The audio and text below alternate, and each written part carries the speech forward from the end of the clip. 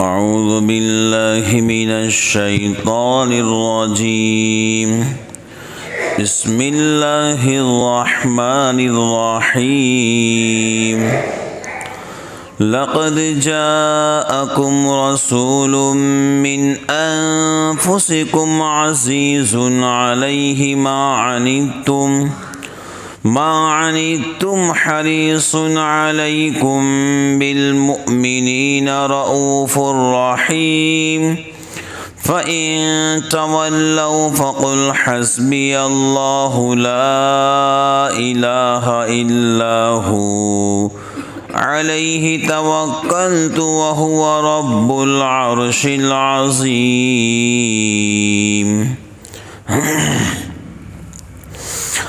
اور تمہارے پاس آیا ہے تمہارے پاس رسول تم میں کا، بھاری ہے اس پر جو تم کو تکلیف پہنچے، حریص ہے تمہاری بھلائی پر، ایمان والوں پر نہایت شفیق و مہربان ہیں. پھر بھی اگر منہ پھیرے تو کہہ دے کافی ہے مجھ کو اللہ، کسی کی بندگی نہیں اس کے سوا، اسی پر میں نے بھروسہ کیا اور وہی ہے مالک عرش عظیم کا. یہ سورہ توبہ کی آخری آیتیں ہیں. ان آیتوں پر اللہ تعالیٰ نے سورہ توبہ کو مکمل کیا. حضرت کعب بن ابی رضی اللہ تعالی عنہ جو بڑے خوش الحان قاری اور حضرت رسول اللہ صلی اللہ علیہ وسلم ایک مرتبہ ان کے پاس گئے اور کہا ابی بن کعب قرآن کریم پڑھو. تو انہوں نے کہا حضرت یہ قرآن تو آپ پر نازل ہوا، تو میں آپ کے سامنے کیسی تلاوت کروں؟ تو حضرت رسول اللہ صلی اللہ علیہ وسلم نے فرمایا مجھے اللہ نے حکم دیا ہے کہ محبوب آپ کعب سے کہو وہ قرآن پڑھے، آپ بھی سنیں اللہ بھی سنیں گا. یہ وہ صحابی رسول ابی بن کعب، اس امت کا بہترین قاری، خوش الحان قاری، وہ فرماتے ہیں کہ یہ نزول قرآن میں سب سے آخری آیتیں ہیں. نزول قرآن میں سورہ توبہ میں نہیں، نزول قرآن یعنی اس کے بعد پھر قرآن کریم نازل نہیں ہوا یہاں تک کہ حضرت دنیا سے وفات پا گئے. یعنی آپ پر یہ آخری آیتیں نازل ہوئی، اس پر اللہ رب العالمین نے قرآن کریم کو مکمل کر دیا. پھر اس کے بعد کوئی آیت نازل نہیں ہوئی. تو جو قرآن کریم ترتیب سے لکھا ہوا ہے یہ نزول کے اعتبار سے نہیں ہے، یہ سہولت کے اعتبار سے ہے. اب بہت سارے لوگ سمجھتے ہوں گے سورہ ناس آخری صورت نازل ہوئی، ایسا نہیں ہے. یہ ہے آخری آیت لقد جاءکم رسول من انفسکم، قرآن کریم کی سب سے آخری آیتیں. اس کے بعد حضور پاک علیہ الصلاۃ والسلام دنیا سے چلے گئے. تو آپ جب دنیا سے ہی چلے گئے تو ظاہر سے بات ہے پھر وہی نازل کیسے ہو سکتی ہے. اور حضرت ابن عباس امام المفسرین حضرت ابن عباس رضی اللہ تعالی عنہما فرماتے ہیں نزول کے اعتبار سے یہ آخری دو آیتیں، پھر اس کے بعد قرآن کریم نازل نہیں ہوا. یعنی یہ آخری آیت ابن عباس بھی کہتے ہیں جو امام المفسرین کا لقب جن کو ملا ہے. بات سمجھ گئے؟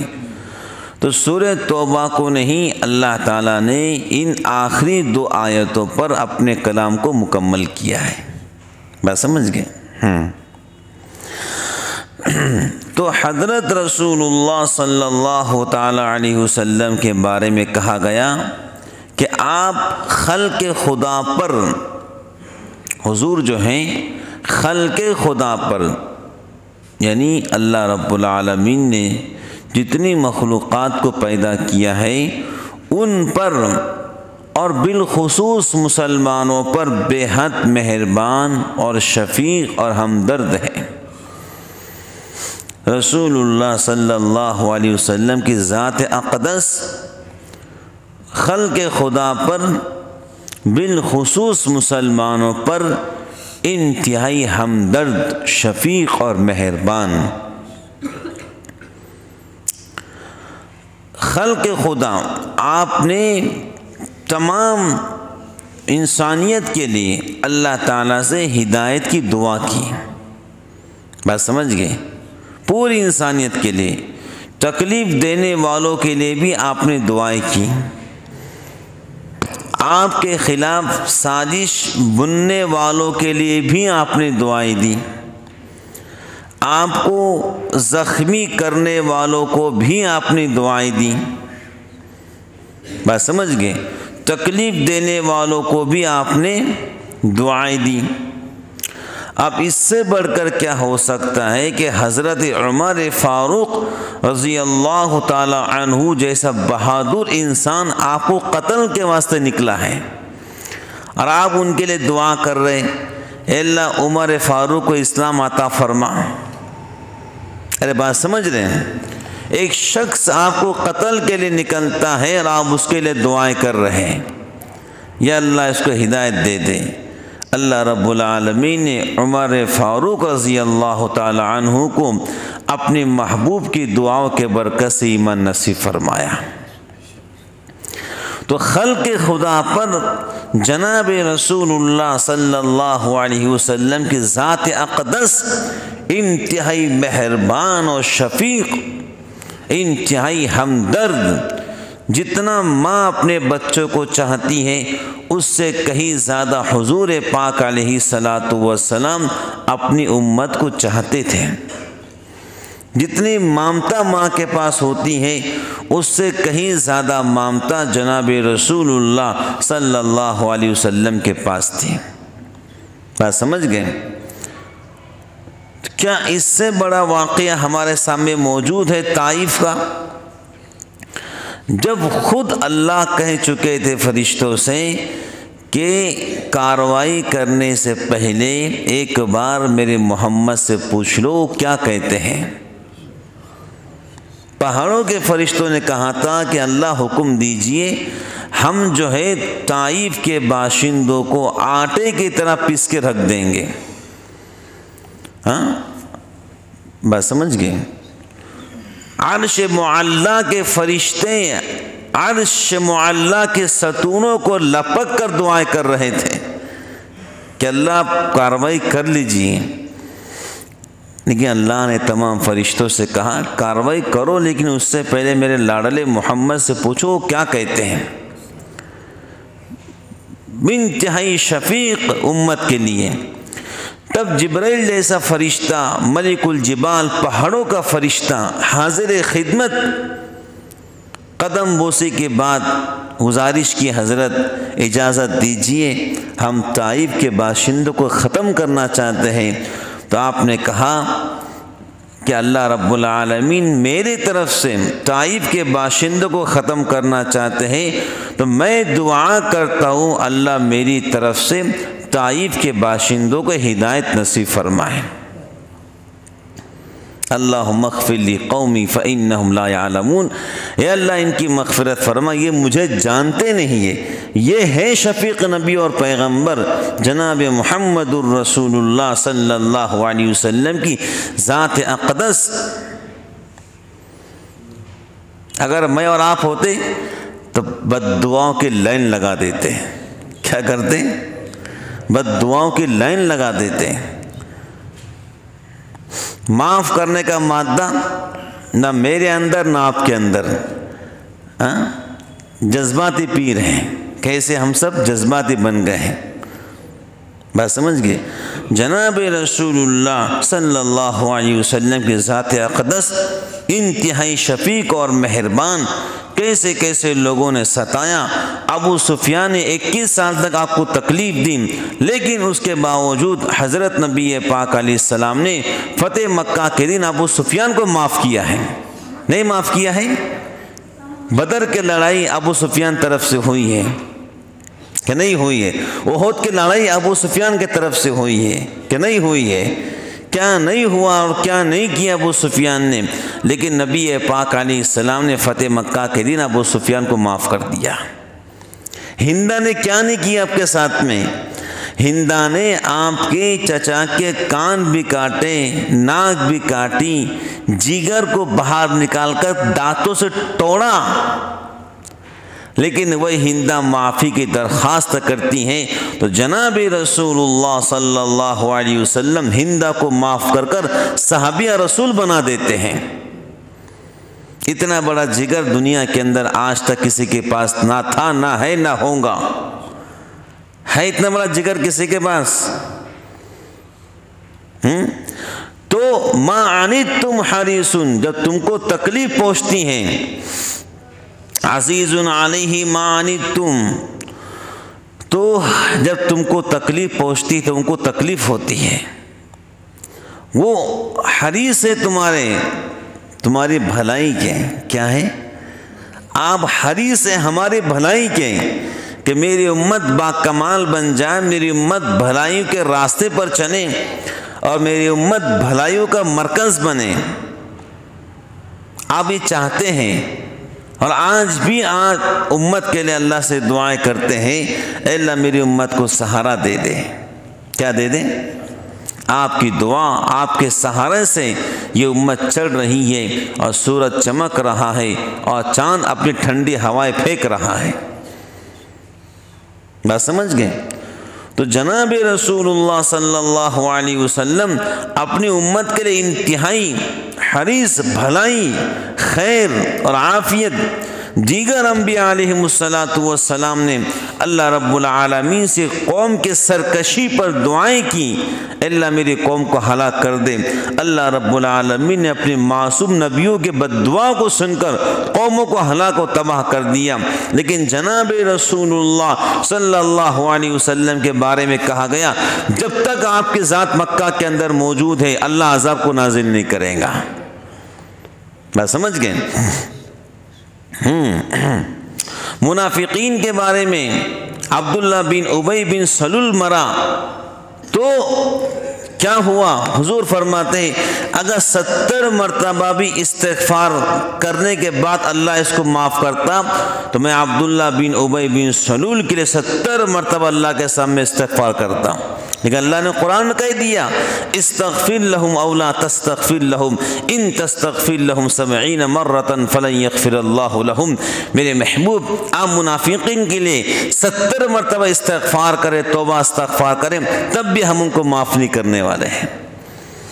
اگر 70 مرتبہ میں عبداللہ بن ابی بن سلول کے لیے توبہ استغفار کرتا، اگر اللہ اس کو معاف کرتا تو میں 70 مرتبہ ایسا کرتا۔ وہ عبداللہ بن ابی بن سلول جس ظالم نے نبی پاک علیہ السلام کی حرم محترم زوجہ محترمہ مخدومۃ المسلمین حضرت امی عائشہ رضی اللہ تعالی عنہا پر زنا کی تہمت لگایا تھا، جس کو میرے اللہ نے سورہ نور کے اندر امی عائشہ رضی اللہ عنہا کی پاک دامنی 10 آیتیں نازل فرما کر قیامت تک بتلا دیا کہ میرے محبوب آپ کی زوجہ محترمہ امت کے ماں امی عائشہ پاک و صاف ہیں۔ صفوان بن معطل کے ساتھ میں زنا کی تہمت لگانے والا عبداللہ بن ابی بن سلول کی جنازے کی نماز بھی پڑھائی اور پھر اس کو قبرستان میں اتارا اور اس کو قبر سے باہر نکال کر اس کے منہ میں اپنا لعاب ڈال کر کہا شاید اللہ اس کو معاف کر دے۔ منافق کا سردار تھا۔ حضور چاہتے ہی نہیں تھے کہ کوئی جہنم کے اندر جائے۔ ارے بات سمجھ رہے؟ یہودی کا جنازہ آپ کے سامنے سے جا رہا ہے اور حضرت کی آنکھوں میں آنسو آ گئے۔ حضرت عمر فاروق نے پوچھا حضرت کیوں روتے ہو؟ کہا دیکھتا نہیں عمر کہ یہودی کا جنازہ میرے سامنے سے جا رہا ہے؟ تو حضرت عمر فاروق رضی اللہ تعالی عنہ نے کہا غم کی کیا بات ہے حضرت، یہ تو یہودی ہے۔ حضرت نے فرمایا عمر یہ تو یہودی ہے لیکن میرے آنکھوں کے سامنے میرا ایک امتی جہنم کے اندر جا رہا ہے۔ ایسے فکر مند تھے امت کے واسطے۔ امت کو چاہنے والے، امت کے لیے تڑپنے والے، امت کے لیے آنسو بہانے والے اگر آسمان نے کوئی انسان دیکھا ہے وہ جناب رسول اللہ صلی اللہ علیہ وسلم کی ذات اقدس، جن کو تسلی دینے کے لیے فرشتے آسمان سے آتے تھے، حضرت رونا بند کر دیجئے، اللہ نے آپ کی امت کو معاف کر دیا ہے۔ ایسا رسول کہاں سے لائیں گے یہ امت؟ جبرائیل جیسا فرشتہ آ کر مینا میں کر حضرت رونا بند کر دیجئے، اللہ نے آپ کی امت کو معاف کر دیا ہے۔ کس کے واسطے روئے تھے؟ اس امت کے واسطے روئے تھے، حسن حسین کے واسطے نہیں، فاطمہ رقیہ کے واسطے نہیں، روئے تھے اس امت کے واسطے۔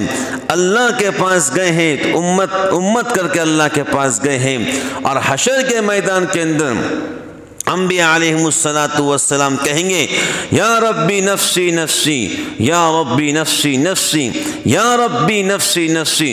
تمام انبیاء علیہم السلام کے زبان مقدسہ پر ہوں گا، یا اللہ آج ہماری بخشش کر دیجئے، آج ہم کو معاف کر دیجئے۔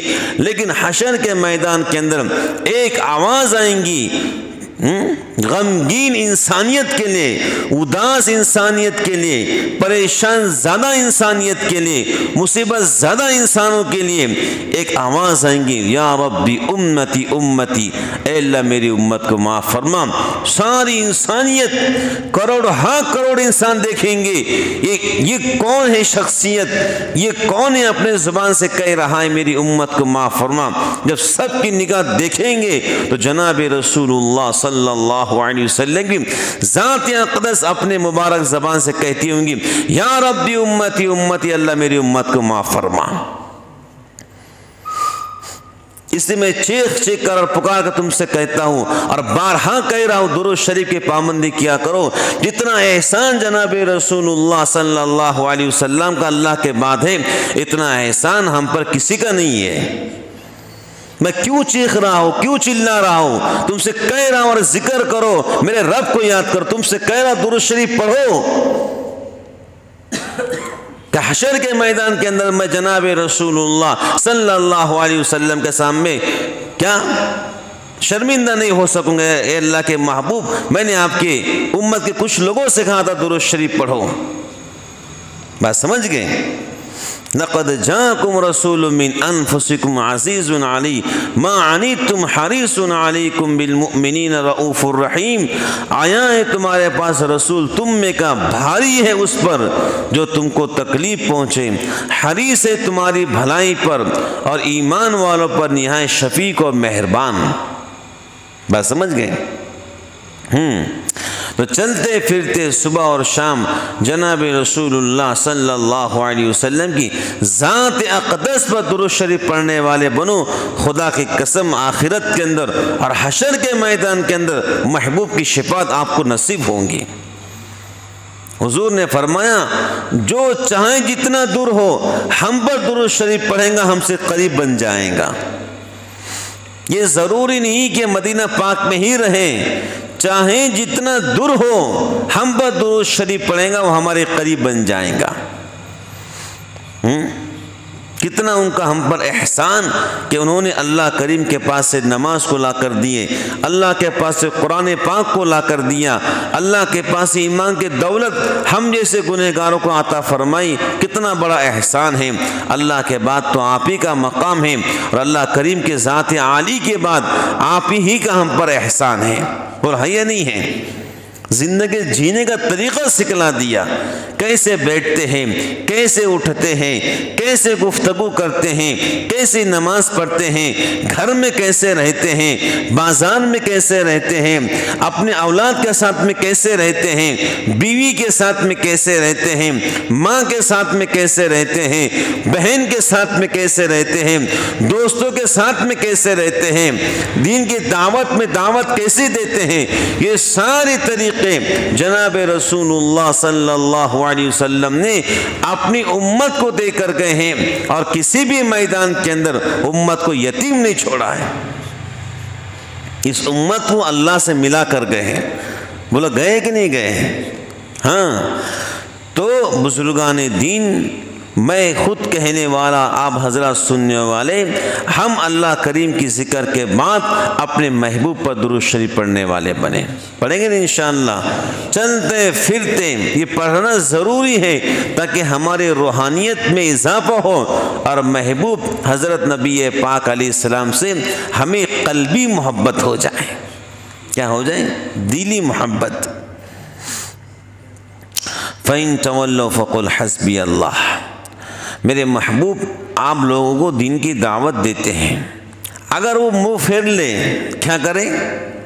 اگر وہ منہ پھیر لے، آپ غمگین مت ہونا، فکر مت کرنا، آپ اتنا کہیں نا، حسبی اللہ، کافی ہے مجھ کو اللہ۔ دیکھو کتنا خوبصورت دین کے دعوت کا طریقہ اللہ نے بتلایا۔ کوئی نہ مانے، چنتا مت کرو، فکر مت کرو، کہو کافی ہے اللہ مجھ کو، حسبی اللہ، لا الہ الا ہو، کسی کی بندگی نہیں اس کے سوا، کسی کی بندگی نہیں اس کے سوا، علیہ توکلت وہو رب العرش العظیم، اسی پر میں نے بھروسہ کیا اور وہی ہے مالک عرش عظیم کا۔ بات سمجھ گئے؟